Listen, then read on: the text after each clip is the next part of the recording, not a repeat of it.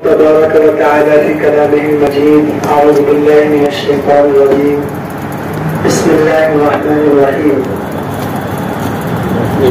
يا أيها الذين آمنوا كلوا من طيبات ما رزقناكم. وقال في مقام آخر حرمت عليكم الميتة والدم ولحم الخنزير إلى آخر الآية، أو كما قال عليه الصلاة والسلام. صدق الله العظيم وصدق رسوله النبي الكريم. رب اشرح لي صدري ويسر لي أمري واحلل عقدة من لساني يفقهوا قولي رب زدني علما. میرے واجب الاحترام معزز دوستوں اور بزرگوں، اللہ تبارک و تعالی نے اس دنیا کے اندر ہمیں کس طریقے سے زندگی گزارنی ہے اس کے لیے ایک ضابطہ بنایا ہے، ایک اصول بتایا گیا ہے، اور یہ اصول کسی انسانوں کا بنایا ہوا نہیں ہے، بلکہ خود خالق کائنات نے اس اصول کو بنایا ہے، جنہوں نے انسانوں کو بنایا، انہوں نے انسانوں کے لیے بھی اصول بنائے ہیں، جسے ہم اور آپ شریعت کے نام سے جانتے ہیں، سنت کے نام سے جانتے ہیں۔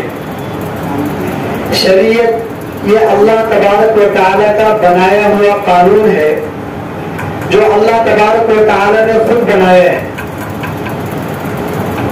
چنانچہ جب انسان اس دنیا کے اندر آتا ہے اور اللہ کی ربوبیت کا اقرار کرتا ہے اور کلمے کو پڑھتا ہے، لا الہ الا اللہ محمد رسول اللہ، یا کسی اسلامی گھرانے کے اندر اس کی پیدائش ہوتی ہے اور وہ مسلمان اپنے آپ کو مانتا ہے، تو اس پر شریعت کے سارے اصول و ضوابط اس پر لاگو ہو جاتے ہیں، اور وہ شخص اپنی طرف سے، اپنی زندگی کی طرف سے اور زندگی کے کسی بھی گوشے کی طرف سے وہ آزاد نہیں ہوتا، بلکہ جیسے ہی اس نے اسلام کا کلمہ پڑھا اور اللہ تبارک و تعالیٰ کی وحدانیت کو تسلیم کیا، تو اللہ تبارک و تعالیٰ کے وہ سارے شرعی قوانین اس بندے پر نافذ ہو جاتے ہیں، اور وہ بندہ آزاد نہیں ہوتا، خود مختار نہیں ہوتا، اپنی من مزاجی زندگی نہیں گزار سکتا، بلکہ پیدائش سے لے کر موت تک جس خدا کے کلمے کو پڑھا ہے اور جس کی شریعت کو اپنایا ہے اور جس خدا کے سامنے سجدریز ہوتا ہے، اس خدا کے قانون کے مطابق اس پہ پوری زندگی عمل کرنی پڑے گی۔ اگر وہ صحیح معنوں میں مسلمان ہے اور اسلام کا ماننے والا ہے، اور اگر وہ اس کے خلاف کرتا ہے تو اللہ تبارک و تعالی کی طرف سے جو بنائے ہوئے قانون ہے اس کی خلاف ورزی کرتا ہے، تو اللہ تبارک و تعالی کی طرف سے گرفت ہے اس پر، اور اللہ تبارک و تعالی نے اپنے خاص بندوں سے جو انعامات اور نعمتوں کے وعدے اور جنت کے بدلے اور بہت سارے انعامات کا تذکرہ فرمایا ہے، ان تمام نعمتوں سے وہ شخص محروم ہو جاتا ہے۔ میں نے قرآن کریم کی ایک دو آیت تلاوت کی، جس کے اندر اللہ تبارک و تعالی نے یوں فرمایا ہے کہ ہم نے جو تمہیں حلال رزق دیا ہے اس میں سے تم کھاؤ پیو۔ مطلب یہ ہے کہ حلال طریقے کو اپناؤ، حلال چیزوں کو اپنی زندگی میں لاؤ، حلال طریقے اختیار کرو، کمانے کے اندر، کھانے کے اندر، لباس کے اندر، سواریوں کے اندر، گھر کے اندر، لین دین کے اندر، ہر معاملے میں حلال طریقے کو اختیار کرو۔ اور دوسری آیت جو میں نے تلاوت کی اس کے اندر اللہ تبارک و تعالیٰ نے بہت سارے بڑے بڑے حرام چیزوں کو بیان کر دیا، جس کو اللہ تبارک و تعالیٰ نے خود بیان کر دیا۔ انسانی زندگی کے اندر ہر انسان یہ جانتا ہے کہ حلال کیا ہے اور حرام کیا ہے، لیکن مسلمانوں پر یہ ضروری ہوتا ہے، جو شخص اسلام کا ماننے والا ہے، اللہ کے دین کو تسلیم کرتا ہے، قرآن کو مانتا ہے، ایسے شخص کے لیے لازم اور ضروری ہے کہ وہ حلال چیزوں کو اپنائے اور حرام چیزوں سے رکے۔ تو اللہ تبارک و تعالیٰ نے بڑے بڑے حرام چیزوں کو اس آیت کے اندر بیان کروا دیا۔ اس کے اندر اللہ تبارک و تعالیٰ نے سب سے پہلی چیز جو بیان فرمایا مردار۔ اللہ تبارک و تعالیٰ نے تمام مسلمانوں کے لیے مردار کو حرام قرار دیا ہے۔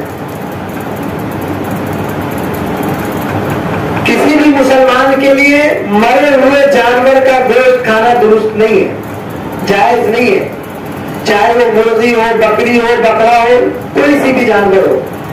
حلال جانوروں میں بھی اگر وہ مردار ہے تو اس کا گوشت کھانا حرام ہے۔ اسی طریقے سے اللہ تبارک و تعالیٰ نے خون کو بھی حرام قرار دیا۔ کسی بھی جانور کا خون اس کا استعمال کرنا یہ حرام ہے، سوائے حدیث کے اندر آیا ہے کہ خون کے دو حصے ایسے ہیں جس کو اللہ کے رسول علیہ الصلوۃ والسلام نے جائز قرار دیا ہے، جسے ہم اور آپ کلیجی اور تلی کے نام سے جانتے ہیں۔ انسانی جسم کے اندر یا جتنے بھی جاندار ہیں ان تمام جسمانی اعتبار سے جو اعضاء ہوتے ہیں اس کے دو اعضاء ایسے ہوتے ہیں جو خون سے مربوط ہوتے ہیں اور خون سے منجمد ہو کر بنتے ہیں، اس میں سے ایک کلیجی ہے اور ایک تلی ہے جو جائز ہے۔ اس کے علاوہ کسی بھی جانور کا خون بھی حرام ہے۔ اسی طریقے سے غیر اللہ کے نام پر ذبح کیا ہوا جانور بھی حرام ہے۔ جب ہم کسی حلال جانور کو حلال کرتے ہیں جس کو اللہ تبارک و تعالیٰ نے ہمارے لیے جائز قرار دیا ہے تو اس کے لیے اللہ کا نام لیتے ہیں، بسم اللہ اللہ اکبر کہہ کر اسے حلال کرتے ہیں۔ یہ ایک بہت بڑا مسئلہ ہے۔ آج کل بہت سارے جگہوں پر جو بہت ساری دکانیں ہیں وہاں پر اس بات کا خاص خیال نہیں رکھا جاتا، جو لوگ اس پیشے سے منسلک ہیں، اگر اللہ تبارک و تعالیٰ کا نام نہ لیا جائے اور اس کو ذبح کر دیا جائے تو وہ جانور حرام ہو جاتا ہے، اس کا کھانا ناجائز ہے۔ اس لیے کہ قرآن کریم کے اندر اللہ تبارک و تعالیٰ نے صراحتاً بیان کر دیا جو اللہ کے نام سے حلال نہ کیا جائے وہ حرام ہے۔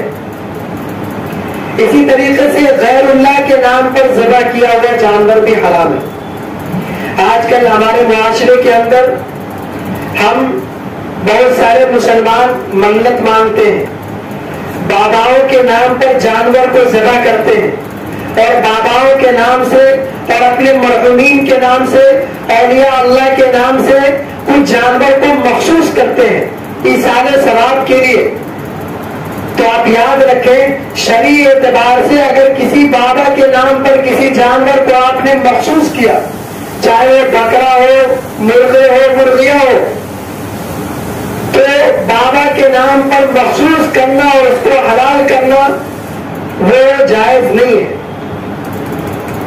اللہ کے نام پر اس کو ذبح کریں، پھر اس کے گوشت کو کسی بابا کے نام پر، کسی اولیاء اللہ کے نام پر، کسی مرحومین کے نام پر ایصال ثواب کے لیے اگر آپ صدقہ کرتے ہیں تو یہ جائز ہے اور پورا ثواب مرحومین کو ملتا ہے، اولیاء کرام تک پہنچتا ہے۔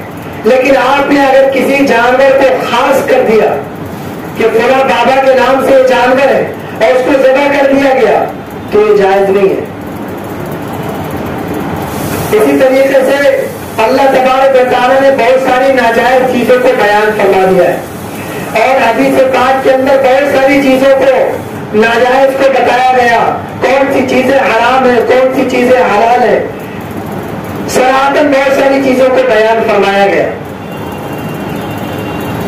آج کل ہمارے معاشرے اور سوسائٹی کے اندر بہت سارے مسلم نوجوان اپنے بدن پر ٹیٹو بنواتے ہیں، نام لکھواتے ہیں، کسی غیر چیز کی تصویر بنواتے ہیں، کسی جاندار کی تصویر بنواتے ہیں جسم کے کسی بھی حصے پر، یہ ناجائز اور حرام ہے۔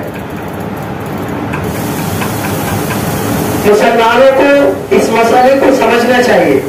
ہماری زندگی آزاد نہیں ہے، ہم جیسا چاہے ویسی زندگی گزارنے کے قائل نہیں ہیں، بلکہ اللہ تبارک و تعالی نے ہماری زندگی کے لیے، ہمیں زندگی گزارنے کے لیے ایک قانون بنا دیا ہے ایک دستور بنا دیا ہے جسے شریعت کہا جاتا ہے. اس شریعت کے دائرے کے مطابق ہمیں زندگی گزارنی ہے. تو آج کل بہت سارے مسلم نوجوان جو ٹیٹو بنواتے ہیں, اپنے بدن پر جاندار کی تصویریں بنواتے ہیں, یہ ناجائز اور حرام ہے. اور جب تک وہ تصویریں اس کے بدن پر رہیں گی اس وقت تک وہ شخص فرشتوں کی لعنت کا گرفتار ہوگا, اللہ کی لعنت اس پر برستی رہے گی. یہ تو بظاہر چھوٹا سا مسئلہ ہے لیکن یہ ناجائز اور حرام ہے, اس سے بچنے کی ضرورت ہے. جس طریقے سے شریعت کے اندر نیک کام کرنے پر ثواب ملتا ہے, اللہ تبارک و تعالیٰ کی طرف سے رحمتوں کی بارش ہوتی ہے, اسی طریقے سے گناہوں سے بچنے پر بھی اللہ تبارک و تعالیٰ کی رحمت اسے ڈھانپ لیتی ہے, اور گناہوں سے بچنے پر بھی اللہ تبارک و تعالیٰ ثواب اور اجر عطا فرماتے ہیں. ہم کوئی نیک کام کرتے ہیں ثواب کی امید سے تو اللہ تبارک و تعالیٰ اسے ثواب دیتے ہیں. ہم نے صدقہ کیا, اللہ تبارک و تعالیٰ اس کے عوض میں ہمیں اجر عطا فرمائیں گے. ہم نے نماز پڑھی, ہم نے نفل نماز ادا کی, ہم نے روزے رکھے, نفل روزے رکھے, کوئی نیک کام کر لیا, کسی کے ساتھ ہمدردی کا معاملہ کر دیا, کوئی بھی معاملہ ہو نیک کام کا, اس پر اللہ تبارک و تعالیٰ جس طریقے سے اجر عطا فرماتے ہیں اسی طریقے سے گناہوں سے بچنے پر بھی اجر عطا فرماتے ہیں. اس کو بھی ذہن نشی کرنے کی ضرورت ہے. آج ہم یہ سمجھتے ہیں کہ ہم نیک کام کریں گے تو ثواب ملے گا, لیکن گناہوں کے کام کو دھڑلے سے کرتے جاتے ہیں. گناہوں سے بچنا بھی ثواب کا کام ہے. حدیث پاک کے اندر آتا ہے کہ ایک زمانہ ایسا آئے گا کہ جو شخص اپنے معاشرے میں سب سے بڑا پرہیزگار ہوگا اور ناجائز چیزوں سے, حرام چیزوں سے بچے گا, وہ اپنے وقت کا ولی ہوگا. آپ یقین جانیں اس حدیث کے اندر اللہ کے رسول علیہ السلام نے یہ نہیں فرمایا کہ وہ 5 وقت کا نمازی ہوگا, حاجی ہوگا, 24 گھنٹے تسبیحات اور نفل میں مشغول ہوگا, بلکہ صرف اور صرف حرام چیزوں سے بچے گا تو اللہ تبارک و تعالیٰ اس کو وہ مرتبہ اور عہدہ عطا فرمائیں گے کہ اللہ کی بارگاہ میں وہ بہت بڑا ولی ہوگا. تو جس طریقے سے نیک کام کرنے کی فضیلتیں ہیں اسی طریقے سے حرام کاموں سے بچنا بھی بہت ضروری ہے. تو میں یاد کر رہا تھا اللہ تبارک و تعالیٰ نے بہت ساری چیزوں کو حرام قرار دیا ہے, اس میں سے چند چیزیں میں نے بیان کی, اور اللہ کے رسول علیہ السلام نے بہت ساری چیزوں کو حرام قرار دیا ہے. ابھی ہمارے معاشرے سوسائٹی کے اندر بہت ساری جگہوں پر یہ گنپتی کا ماحول ہے اور بہت ساری ایسی کمیٹیاں بنی ہوئی ہیں جس کے اندر ہمارے مسلم بھائی اس میں ملے ہوئے ہیں اور اس کے پوجا میں شرکت کرتے ہیں, اس کی کمیٹیوں میں جاتے ہیں اور اس کے نام پر جو چڑھاوا چڑھایا جاتا ہے اس کو کھاتے ہیں. تو شرعی اعتبار سے یہ مسئلہ سن ہے کہ غیر اللہ کے نام پر, کسی بھی بت کے نام پر چڑھایا ہوا چڑھاوا کسی بھی مسلمان کے لیے کھانا جائز نہیں ہے. اور ایسی مجلسوں میں شریک ہونا, ایسی مجلسوں میں جانا, ان کی مجلسوں میں بیٹھنا, ان کے ساتھ کھانا, یہ تمام کی تمام چیزیں ناجائز اور حرام ہیں. ہم ایک خدا کے قائل ہیں, اللہ تبارک و تعالیٰ کے سامنے سے جھکاتے ہیں, اس کے علاوہ دنیا کے اندر کسی سے ہمارا کوئی واسطہ نہیں ہے. اللہ تبارک و تعالیٰ نے اس کائنات کو بنایا, اس کائنات کے اندر وجود میں آنے والی تمام اشیاء کا خالق اور مالک اللہ ہے. ہمارا یقین ہے اور ہمارا عقیدہ ہے, ہمارا ایمان ہے کہ اللہ کے حکم کے علاوہ کوئی چیز اس دنیا کی ادھر سے ادھر نہیں ہو سکتی. لہذا اللہ کے علاوہ کسی اور کے در پہ جانا, کسی اور کی مجلس میں شمولیت اختیار کرنا, یہ سب کے سب ناجائز اور حرام ہے. یہ کوئی چھوٹی بات نہیں ہے. ہم جمہوریت کے نام پر, آپسی دوستی کے نام پر, معاشرتی دوستی کے نام پر, سوسائٹی کی یکجہتی کے نام پر اس میں شمولیت اختیار کرتے ہیں. شریعت کے اندر ایک دائرہ بتایا گیا ہے کہ ہمارے برادران وطن کے ساتھ جو مشرک ہیں, جو غیر اللہ کے پرستش کرتے ہیں, جو اللہ کے علاوہ کسی اور کو مانتے ہیں, اس کے ساتھ ہمارا واسطہ، ہماری محبت کس درجے تک ہونی چاہیے، کس حد تک ہونی چاہیے، شریعت نے اس کی حدود مقرر فرمائے۔ آپ کا معاملہ اخلاقی اعتبار سے آپ اخلاق کے اعلیٰ پیمانے پر جائیں اور اخلاقی اعتبار سے ان کے ساتھ معاملات کو رکھیں، شریعت اس کی اجازت دیتی ہے۔ آپ اس کے ساتھ اٹھنا بیٹھنا کریں، اس کے ساتھ کھانا پینا کریں، اس کے رنج و غم میں شریک ہو، اس کے موت و حیات میں جائیں، یہاں تک کہ شریعت اجازت دیتی ہے۔ لیکن جس مجلس کے اندر، جس محکمے کے اندر اور جس گھر کے اندر اور جس ماحول کے اندر بتوں کی پرستش کی جا رہی ہو، بتوں کی پوجا کی جا رہی ہو، غیر اللہ کا نام لیا جا رہا ہو، اس مجلس کے اندر آپ کو بلایا جائے تو آپ کے لیے جائز نہیں کہ آپ اس مجلس کے اندر شریک کریں۔ ابھی بہت ساری جگہوں پر بھنڈارا کا نظام ہوتا ہے، لوگ ان کے نام پر کھانے اور پکوان چلائے جاتے ہیں، مٹھائیاں چلائی جاتی ہے اور اس میں ہم شریک ہوتے ہیں۔ یہ سراسر ناجائز اور حرام ہے، اس سے بچنے کی ضرورت ہے۔ اسلام نے مواخات کا نظام قائم کیا ہے، موالات کا نظام قائم کیا ہے، مسلمانوں سے کس درجہ محبت ہونی چاہیے، غیروں سے کس درجہ محبت ہونی چاہیے، ہمارا ایک دوسرے سے ملنا کس اعتبار سے ہونا چاہیے، یہ ساری کی ساری چیزیں شریعت کی حدود اور دائرے کے اندر ہونی چاہیے۔ تو میں یہ عرض کر رہا تھا کہ آج کل ہمارے معاشرے سوسائٹی کے اندر بہت سارے حرام کاریاں اور ناجائز کام موجود میں آ رہے ہیں، اسے سمجھنے کی ضرورت ہے۔ آج کل ہمارے بہت سارے مسلم نوجوان بالوں کو لگواتے ہیں اور ابروؤں کو بنواتے ہیں خوبصورتی پیدا کرنے کے لیے۔ اللہ تبارک و تعالی نے انسانوں کو سب سے خوبصورت ڈھانچے میں بنایا ہے اور اس کی قسم کھائی اللہ تبارک و تعالی نے قرآن کریم کے اندر۔ لہذا جو اللہ تبارک و تعالی نے انسانوں کی فطری شکل و شباہت دی ہے، اس سے متجاوز کر جانا یہ شریعت کے اندر جائز نہیں ہے۔ آج ہم مشروعی بال لگواتے ہیں، یہ شریعت کے اندر ناجائز ہے۔ آج ہمارے گھر کی عورتیں مشروعی ابرو بنواتی ہے، یہ ساری کی ساری ناجائز چیزیں، اس کو سمجھنے کی ضرورت ہے۔ اس طریقے سے بہت ساری چیزیں ہیں جس کو شریعت نے حرام قرار دیا ہے، لیکن ہم اس کو کرتے جا رہے ہیں اور ہمیں پتہ بھی نہیں ہوتا۔ تو ضرورت اس بات کی ہے کہ اللہ تبارک و تعالی نے جن چیزوں کو حلال کیا ہے ان چیزوں کو اپنائے اور جن چیزوں سے منع کیا ہے ان چیزوں سے رک جائیں، اسی میں ہمارے لیے نجات ہے، یہی ہمارے لیے خیر کا ذریعہ ہے۔ اور اللہ تبارک و تعالی کے احکامات کے مطابق اگر ہم اپنی زندگی کو گزاریں گے اور منہیات سے بچتے ہوئے اپنی زندگی کو گزاریں گے تو اللہ تبارک و تعالی ہمیں دنیاوی زندگی کے اندر بھی خوشگوار اور چین و سکون نصیب فرمائیں گے اور آخرت کی زندگی بھی ہماری کامیابی اور کامران ہوگی۔